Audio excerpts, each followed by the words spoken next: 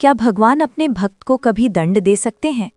क्या जो करुणा के सागर हैं, जो प्रेम और ममता का स्वरूप हैं, वे कभी अपने ही भक्त को पीड़ा दे सकते हैं? और अगर ऐसा होता है तो क्या वो दंड सजा होता है या फिर कोई ऐसी सीख जो मनुष्य के जीवन को पूरी तरह बदल दे? आज मैं आपको भगवान जगन्नाथ की एक ऐसी कथा सुनाने जा रही हूँ जो इस प्रश्न का उत्तर केवल शब्दों से नहीं बल्कि भावनाओं और अनुभवों से देगी। ये कथा उस भक्त की है जिसने स्वयं को भगवान का बहुत निकट समझ लिया था, लेकिन अपने भीतर पनप रहे अहंकार को पहचान नहीं पाया।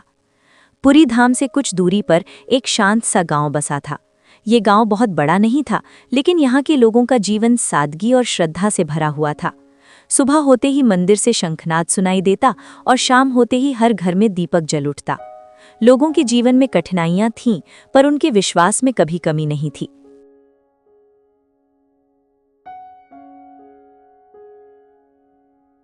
इसी गांव में संध्या नाम की एक युवती रहती थी। संध्या सामान्य परिवार से थी, लेकिन उसका हृदय बहुत गहरा था। वो ज्यादा बोलती नहीं थी, लेकिन जो भी बोलती उसमें अनुभव और सच्चाई होती थी। उसके लिए भगवान केवल पूजा की वस्तु नहीं थे, बल्कि जीवन का आधार थे। वो हर घटना को भगवान की इच्छा मानकर स्वीकार करना जानती थी। संध्या हर दिन मंदिर जाती, बिना किसी दिखावे के दीपक जलाती और मौन होकर बैठ जाती। वो भगवान से कुछ मांगती नहीं थी, बस यही चाहती थी कि उसका मन सदा शांत और विनम्र बना रहे। उसी गांव में रामदास नाम का एक युवक रहता था। रामदास बचपन से ही भगवान जगन्नाथ का भक्त था। उसने व्रत रखना सीखा, मंत्रों का उच्चारण सीखा और धर्म ग्रंथों की कथाएं भी सुनी थीं। लोग उसे आदर की दृष्टि से देखते थे और उसे बड़ा भक्त मानते थे। शुरुआत में रामदास की भक्ति सच्ची थी, लेकिन धीरे धीरे उस भक्ति में एक और भाव घुलने लगा। वो भाव था स्वयं को दूसरों से श्रेष्ठ मानने का। रामदास को लगने लगा कि उसकी पूजा, उसकी सेवा और उसका ज्ञान उसे विशेष बनाता है। अब वो मंदिर में सेवकों से आदेशात्मक स्वर में बात करने लगा। अगर कोई गरीब उससे सहायता मांगता तो वो उसे डांट देता। उसके मन में ये विचार बैठ गया था कि भगवान उसके पक्ष में है, इसलिए वो जो भी करे सही ही होगा। संध्या ये सब देखती थी। एक दिन उसने बहुत शांति से रामदास से कहा कि भक्ति का अर्थ केवल कर्मकांड नहीं होता, भक्ति का अर्थ होता है दूसरों के प्रति करुणा रखना। रामदास मुस्कुरा दिया और बोला कि उसे भक्ति का उपदेश देने की आवश्यकता नहीं है। समय के साथ रामदास का व्यवहार और कठोर होता गया। एक दिन मंदिर में एक वृद्ध सेवक से छोटी सी गलती हो गई। रामदास ने सबके सामने उसका अपमान कर दिया। उस वृद्ध की आंखों में आंसू आ गए और संध्या का हृदय कांप उठा। उस रात संध्या ने देर तक दीपक जलाकर भगवान से प्रार्थना की। उसने कहा कि यदि रामदास आपका सच्चा भक्त है तो उसे सही मार्ग दिखाइए, क्योंकि अहंकार उसे भीतर से खोखला कर रहा है।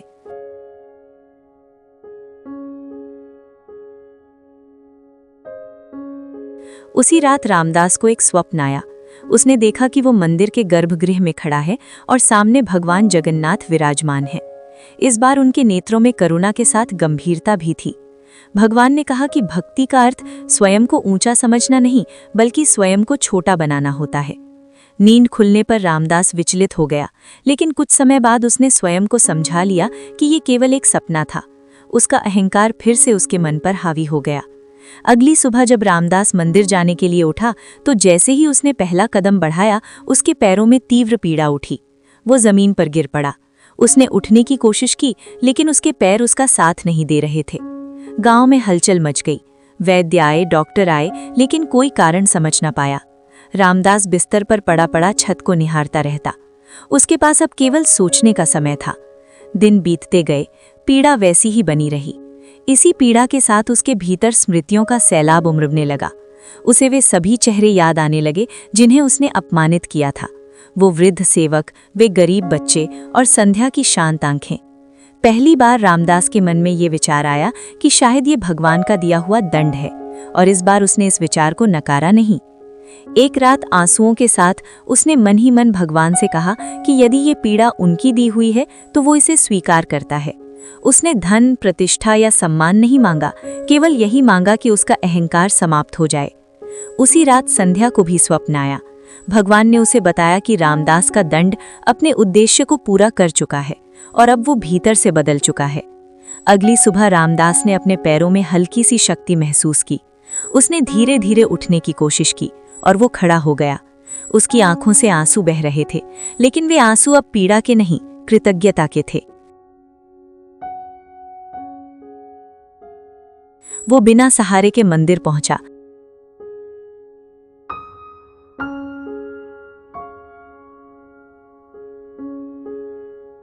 उसने सबसे पहले उस वृद्ध सेवक के चरण छुए और सबके सामने क्षमा मांगी। उसके शब्दों में कोई दिखावा नहीं था, केवल सच्चाई थी।